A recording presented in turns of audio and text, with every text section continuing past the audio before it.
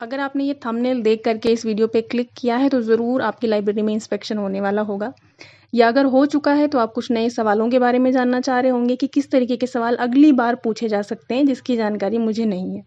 तो बिल्कुल सही जगह आए हैं आप, और यहाँ पर हम कुछ डिटेल क्वेश्चंस देखेंगे जो कि किसी भी लाइब्रेरी इंस्पेक्शन में पूछे जाते हैं, और हम बात कर रहे हैं स्कूल लाइब्रेरी की। मैं पहले आपको बता दूं, तो स्कूल लाइब्रेरी में इस समय सीबीएसई का इंस्पेक्शन चल रहा है।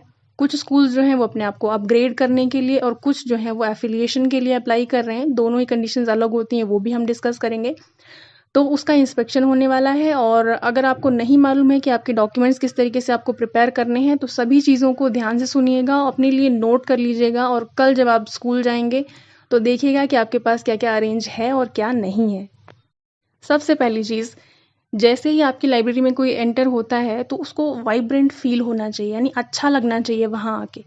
तो बिल्कुल गंदगी का तो नाम और निशान कहीं नहीं होना चाहिए। आपकी लाइब्रेरी नीट एंड क्लीन होनी चाहिए, बिल्कुल चमकती हुई। और जो वॉल्स हैं वहाँ पे आप कोशिश ये करें कि कुछ कोट्स लिखे हों, कुछ कलरफुल पिक्चर्स लगी हों, और कुछ जो फेमस पर्सनालिटीज़ हैं उनकी पिक्चर्स हों, इस तरीके का। और अगर बच्चों ने हाथ से बना करके आपको दिया है उसको आप अपनी लाइब्रेरी में कहीं पे लगा सकते हैं डिस्प्ले में, तो ये और भी अच्छी बात है। फिर सिटिंग अरेंजमेंट पे आते हैं, वो भी प्रॉपर होना चाहिए। कम से कम 50 बच्चों की सिटिंग कैपेसिटी लाइब्रेरी में होनी ही चाहिए। तो उसका आप ध्यान रखें कि किस तरीके से आप उसको अरेंज कर रहे हैं, बहुत कंजेस्टेड ना हो। फिर अगर आपने शेल्फ अरेंजमेंट जो है वो कैसे कर रखा है, यानी सब्जेक्ट वाइज किया है या फिर क्लासिफिकेशन ऑर्डर को फॉलो किया है, दोनों डिफरेंट होता है। लेकिन स्कूल्स में प्रेफर किया जाता है कि आप अगर सब्जेक्ट वाइज अरेंजमेंट करेंगे तो बच्चों को ढूंढना आसान होता है कि वो किताबें अपने हिसाब से ढूंढ लेते हैं। पर अगर आप क्लासिफिकेशन सिस्टम के आधार पे कर रहे हैं तो वो आपका एक्सप्लेनेशन वहाँ पर मैटर करता है कि आप किस तरीके से बता पाते हैं। पर दोनों ही चीज़ें सही हैं, गलत कुछ भी नहीं है उसमें। अब सपोज कीजिए कि आपकी लाइब्रेरी को एक डेट मिल गई है और उस दिन आपके यहाँ इंस्पेक्शन है, तो आपको क्या करना है? सबसे पहले तो अपने ऊपर, अपनी पर्सनालिटी के ऊपर ध्यान देना ज़रूरी है। आपको बहुत सिंपल बन के जाना है, सिंपल एंड फॉर्मल। आपका अटायर जो है वो इस तरीके का होना चाहिए जिससे ये पता चले कि आप टीचर हैं और अपने प्रोफेशन को लेकर के आप सीरियस हैं। तो ज़्यादा फंकी बन करके ना जाएं, साधारण से सिंपल से कपड़े पहन करके जाएं, साफ सुथरे हों, इतना ही काफ़ी है। फिर आपसे जब सवाल पूछना शुरू होगा तो आप हड़बड़ाएं नहीं, क्योंकि एक साथ जब 8-10 लोग आपके सामने चलते हुए आएंगे कैमरा वगैरह लेकर के, तो थोड़ा सा घबराहट हो जाती है कि अरे पता नहीं क्या पूछ लेंगे। नॉर्मल रहें, थोड़ा सा अपने अंदर के डर को कंट्रोल करें, और आपसे सवाल पूछा जाए तो थोड़ा सा रुक करके पॉज ले करके और फिर सही जवाब दें। हड़बड़ाहट में गलत ना बोलें कुछ भी। सबसे पहली चीज़ जो आपसे पूछी जाएगी वो यही है कि अपने बारे में बताइए, आपका क्या नाम है, आपकी क्या क्वालिफिकेशन है, आपने बी लिब किया है या एम लिब किया है, और साथ ही आप इस संस्था से कब से जुड़े हुए हैं, यानी आपको कितना समय यहाँ पर हो गया। तो ये कुछ बेसिक क्वेश्चंस है जहाँ से बातचीत शुरू होगी। फिर उसके बाद आपसे पूछा जाएगा आपकी लाइब्रेरी का टोटल कलेक्शन कितना है। टोटल कलेक्शन आपको लास्ट नंबर जो एक्सेशन रजिस्टर में लिखा होता है वो याद कर लीजिएगा कि वो क्या है। अब आपने मान लीजिए ये कह दिया कि मेरे यहाँ 5000 कलेक्शन है, टोटल 5000 किताबें हैं। अब इन 5000 किताबों में से आपको अलग अलग बताना पड़ेगा कि टेक्स्ट बुक्स कितनी हैं, रेफरेंस बुक्स कितनी हैं, एनसीईआरटी कितनी है, और सैम्पल बुक्स या अगर डोनेटेड बुक्स का भी सेक्शन है तो वो कितनी है। ये सब अलग अलग आपको पता होना चाहिए। और एक बहुत इंपॉर्टेंट चीज़ की, जो आपका एक्सेशन रजिस्टर है उसमें कभी भी स्पेसिमेन बुक्स की एंट्री नहीं आती है, सिर्फ वही किताबें उसमें एंटर होंगी जो आपने परचेज़ की हैं, और उस परचेजिंग का आपके पास बिल भी होना चाहिए। इसके बाद आ जाते हैं कि आपके यहाँ इशू रिटर्न क्राइटेरिया क्या है, यानी जो बच्चे हैं और टीचर्स हैं वो किताबें कैसे इशू करवाते हैं, तो आप उसके लिए बताएंगे। इसके बाद आपसे पूछा जाएगा कि इशू रिटर्न क्राइटेरिया क्या है, यानी किस आधार पे आप किताबें कैसे इशू करते हैं। तो आप बताएंगे कि टीचर्स के लिए क्या क्राइटेरिया है, कितने दिन के लिए किताबें इशू होती हैं, बच्चे जो हैं वो लाइब्रेरी कार्ड लेकर के आते हैं उनको, और उनका आइडेंटिटी कार्ड वगैरह चेक करके फिर आप बुक्स इशू करेंगे। कितने दिन के लिए करते हैं, 7 दिन के लिए, 15 दिन के लिए, वो आपको बताना होगा। फिर आपसे सवाल पूछा जाएगा कि अगर कोई बच्चा ऐसा है जिसने किताब वापस नहीं की है और 7 डेज से ओवर हो चुके हैं, या उसने किताब को खो दी है, तो फिर आप क्या सिस्टम फॉलो करते हैं।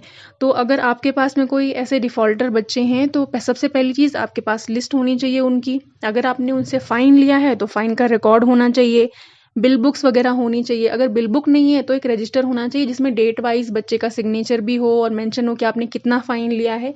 और फ़ाइन का अगर कलेक्शन करते हैं तो आगे उसका क्या यूटिलाइज़ेशन होता है वो भी आपको बताना होगा। और दूसरी चीज़ आप ये कह सकते हैं कि आपके यहाँ कोई डिफ़ॉल्टर्स नहीं है, अगर ये सच है तो। और टीचर्स का रजिस्टर फिर आपसे पूछा जाएगा तो टीचर का सेपरेट रजिस्टर होना चाहिए। अगर आपकी लाइब्रेरी नई है यानी नया स्कूल खुला है, वहाँ पे बच्चे कम हैं और टीचर्स भी कम हैं, तो आप एक रजिस्टर दिखा सकते हैं। लेकिन अगर आपके यहाँ पे अच्छी खासी स्ट्रेंथ है तो टीचर्स का रजिस्टर अलग होना चाहिए, उनका इश्यू रिटर्न क्राइटेरिया भी अलग होता है। फिर अब मैंने आपको बताया था कि एफिलिएशन और अपग्रेडेशन ये 2 चीज़ें होती हैं। तो जब एफिलिएशन का मतलब है कि एफिलिएशन का इंस्पेक्शन हो रहा है यानी मान्यता कहा जाता है, सीबीएसई की मान्यता आपने जो ली है उसको आप रिन्यू करवा रहे हैं। फिर दूसरा आता है अपग्रेडेशन यानी मान लीजिए आपका स्कूल अभी 8th तक था और अब आप 10th तक अपग्रेड कर रहे हैं, तो यही डिफरेंस है, दोनों ही कंडीशंस में इंस्पेक्शन होता है। और अगर आप अपग्रेड कर रहे हैं तो आपसे ये पूछा जाएगा कि आपके पास में जितनी स्ट्रेंथ है, क्या उसके अकॉर्डिंग आपके पास बुक्स हैं? आपको क्या मालूम है कि पर स्टूडेंट कितनी बुक्स होनी चाहिए? तो उसके लिए आप सीबीएसई वाली जो गाइडलाइन मैंने अपने इस चैनल पे अपलोड करी है, उसको ज़रूर देख लें। कितनी बुक्स कितने स्टूडेंट्स के लिए किस तरीके से है, वो सब कुछ उसमें बता रखा है मैंने। अब आ जाते हैं रजिस्टर्स के ऊपर। देखिए, इश्यू रिटर्न के लिए रजिस्टर फॉर्मेट आप यूज़ करते होंगे। अगर आप मैनुअली काम कर रहे हैं लाइब्रेरी में, तो उसके लिए क्या-क्या है, हर क्लास के लिए अलग रजिस्टर होना चाहिए। ऐसा बिल्कुल ना करें कि आप फर्स्ट क्लास से लेकर के और 12th क्लास तक और टीचर्स सबको आपने एक ही रजिस्टर्स में रख दिया। अगर आपके वहाँ स्ट्रेंथ बहुत ही कम है, मान लीजिए आपके पास 300 या उससे कम बच्चे हैं, तब तो ठीक है, उस केस में चलेगा। लेकिन अगर आपके पास स्ट्रेंथ अच्छी है, तो आपको अलग-अलग रजिस्टर मेंटेन करने होंगे। और अगर ऐसा है मान लीजिए 4 to 6 में बच्चे कम हैं, तो आप उन 4 to 6 के सेक्शन के लिए एक रजिस्टर मेंटेन कर लें। या अगर 4th के 2-3 सेक्शन हैं, 5th के भी 2 सेक्शन हैं, 6th के भी, तो ऐसे में हर एक क्लास का अलग-अलग रजिस्टर बनाएँ और उसमें टैग्स लगा लें कुछ-कुछ पेजेस के बाद और अलग-अलग सेक्शन वाइज़ उनको इश्यू रिटर्न करें। तो ये बेस्ट सिस्टम होता है। टीचर्स का रजिस्टर अलग हो जाएगा, वो मैंने आपको पहले ही बता दिया। इसके बाद नेक्स्ट क्वेश्चन आपसे ये पूछा जाएगा कि आपका एक्सेशन रजिस्टर देखेंगे वो, ठीक?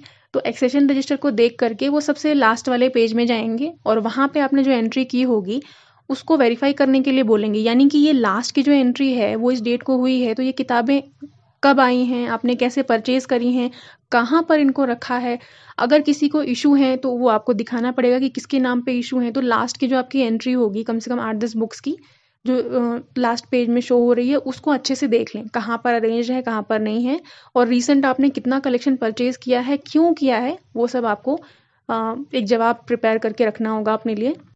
अब आपसे एक्सेशन रजिस्टर देख करके मान लीजिए ये कहा जाए कि आपके पास 5000 किताबें हैं, आपने ऐसा कहा, तो मुझे 3116 नंबर की किताब निकाल करके दिखाइए, ये कहाँ पर है?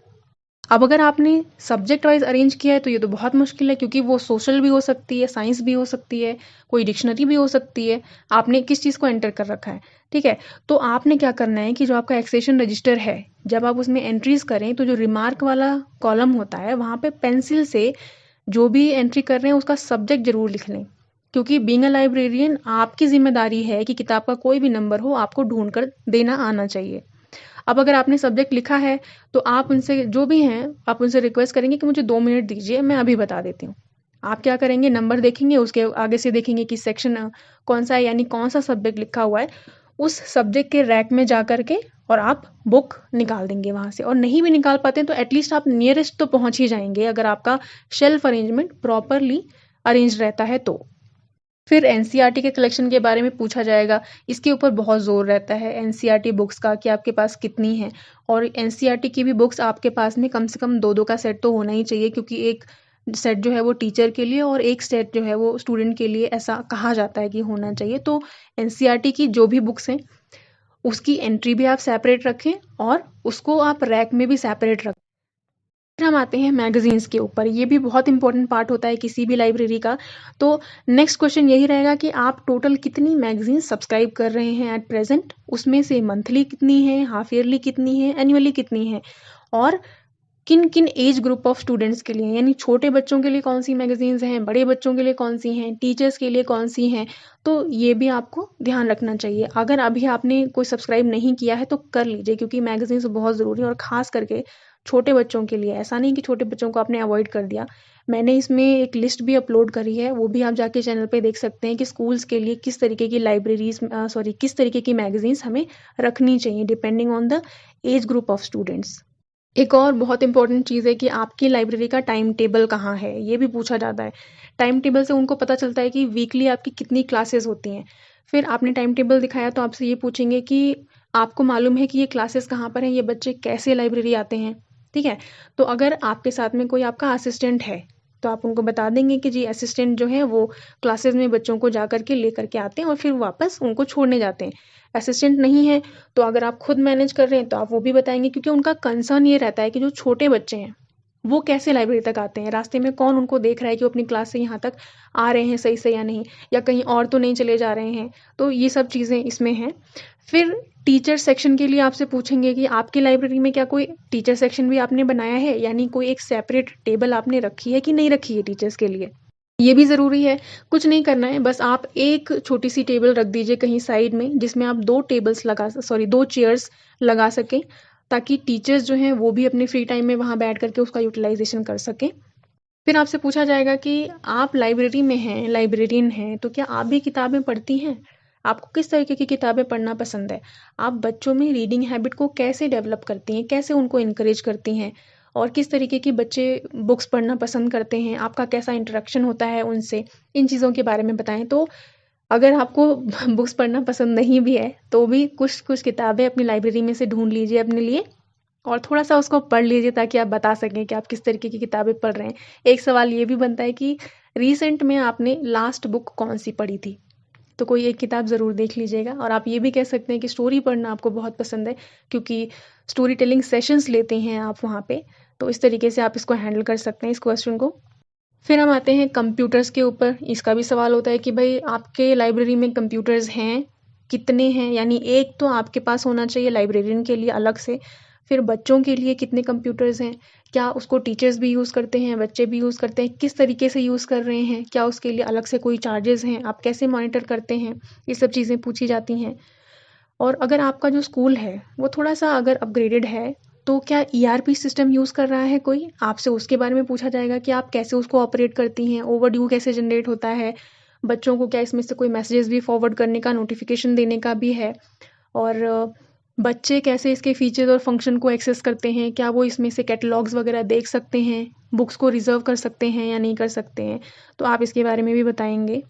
आप अगर रेप्रोग्राफी सर्विस दे रहे हैं, यानी ज़ेरॉक्स वगैरह की सर्विसेज़ देते हैं, तो उसके लिए क्या चार्ज है? क्या उसके लिए रजिस्टर मेंटेन किया है या नहीं किया है?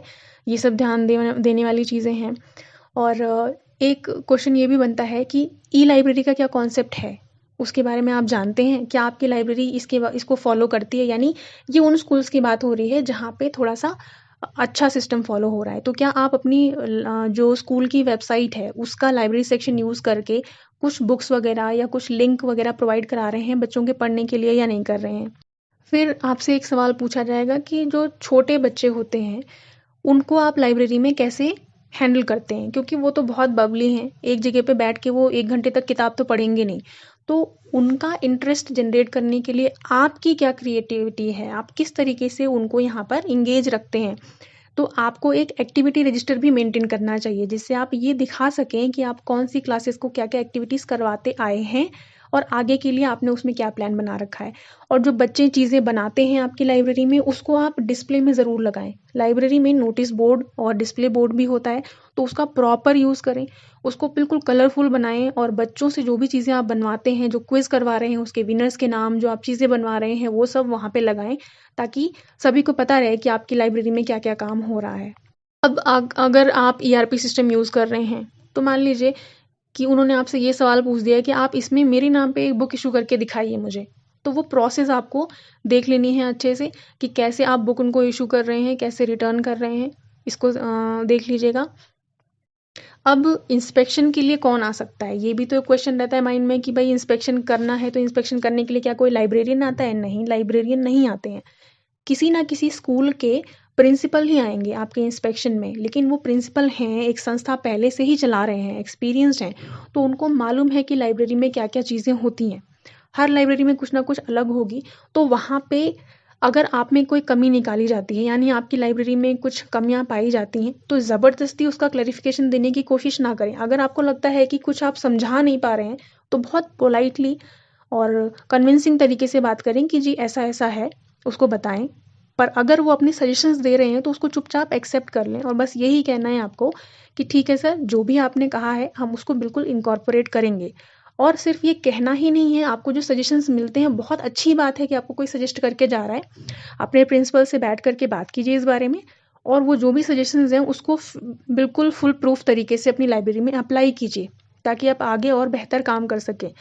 और अगर आपका काम अच्छा रहेगा तो आपकी संस्था भी आपको सपोर्ट करेगी और अगर आप कुछ समय में वहाँ से जाना भी चाहते हैं तो जो आगे आएगा उसके लिए एक बेस रहेगा, उसको आधार मान के आपके काम को वो आगे और अच्छा काम कर पाएगा। फिर एक क्वेश्चन आता है कि आपका विजन क्या है, आपके फ्यूचर को लेके, आपकी लाइब्रेरी के फ्यूचर को लेकर के, जहाँ आप काम कर रहे हैं वहाँ आप आगे क्या डेवलपमेंट करना चाहते हैं। तो इसके लिए एक जवाब प्रिपेयर कर लें कि आप आगे क्या सोच रहे हैं अपने बारे में, क्या कहना चाहेंगे, मतलब स्टडीज़ कंटिन्यू करना चाहेंगे या जॉब में ही हैं। लाइब्रेरी में अभी आप जहाँ पर हैं वहाँ से अगले साल तक कहाँ पहुँचना चाहते हैं, आप क्या नई चीज़ें आपके माइंड में हैं जो आप यहाँ पे सोच रहे हैं कि हम ऐसा ऐसा कर सकते हैं, उसके बारे में बात करें। अब ये तो हो गई लाइब्रेरी की बात, हो गया आपकी लाइब्रेरी का इंस्पेक्शन। बस इतनी ही चीज़ें होती हैं, इससे ज़्यादा कुछ नहीं है और आपको कोई डांट नहीं पड़ती है। बस आपसे क्वेश्चंस होते हैं, बहुत अच्छे तरीके से होते हैं, प्रोफेशनल तरीके से होते हैं। तो इन चीज़ों का ध्यान रखें और हर एक चीज़ जो मैंने बताई है वो बहुत इंपॉर्टेंट है, इसको ज़रूर अपने लाइब्रेरी में इम्प्लीमेंट। ये हो गई लाइब्रेरी की बात। इसके बाद लाइब्रेरी के अलावा आपके स्कूल में जितनी भी लैब्स बनी हुई हैं, chemistry, physics, maths, sports room है, म्यूज़िक रूम है, सबका इंस्पेक्शन होता है। सभी टीचर्स से सवाल जवाब होते हैं और स्कूल को पूरा विजिट किया जाता है। आपके यहाँ पे कौन सी एक्टिविटीज़ कैसे हो रही हैं, सब कुछ देखा जाता है। उसका होता है डॉक्यूमेंट वेरिफिकेशन। तो आपको क्या करना है कि आपके जितने भी डॉक्यूमेंट्स हैं उसको ओरिजिनल फॉर्म में उस दिन लेकर के जाना है। 10th से लेकर के अभी तक की आपकी जितनी भी मार्कशीट्स हैं, डिग्रीज़ हैं, वो सब आपको वहाँ पर फिजिकल फॉर्म में अवेलेबल करवानी है। उसको देख करके आपसे पूछा जाएगा, उसका वेरिफिकेशन किया जाएगा कि एक्चुअली में आप कह रहे हैं कि आपने एमलिब किया है, तो क्या एमलिब किया है? ऐसा तो नहीं है कि इन्होंने किसी एक दिन के लिए बस किसी को ही ऐसे ही वहाँ पर बैठा दिया है लाइब्रेरियन बोल के। तो इसलिए डॉक्यूमेंट का वेरिफिकेशन भी किया जाता है। अब ये हो गया मेरी तरफ से लाइब्रेरी इंस्पेक्शन से रिलेटेड सभी सवाल और सवालों के जवाब। इसके अलावा अब मैं आप लोगों से रिक्वेस्ट करूँगी कि आप में से कुछ लोग जिन्होंने इंस्पेक्शन पहले एक्सपीरियंस किया है या नियर फ्यूचर में करने वाले हैं, तो इसके अलावा जो भी नए क्वेश्चंस आपसे पूछे जाते हैं उसको कमेंट में ज़रूर लिखें, अपने एक्सपीरियंस के बारे में ज़रूर बताएं ताकि उसके ऊपर मैं एक और वीडियो बना सकूं उन लोगों के लिए जो नए फ्रेशर्स हैं जिनको कि अभी एक्सपीरियंस करना है। इससे सभी की हेल्प होगी, जैसे इस वीडियो से आप लोगों को हेल्प मिल रही है वैसे ही आपके कमेंट से औरों को भी हेल्प मिलेगी।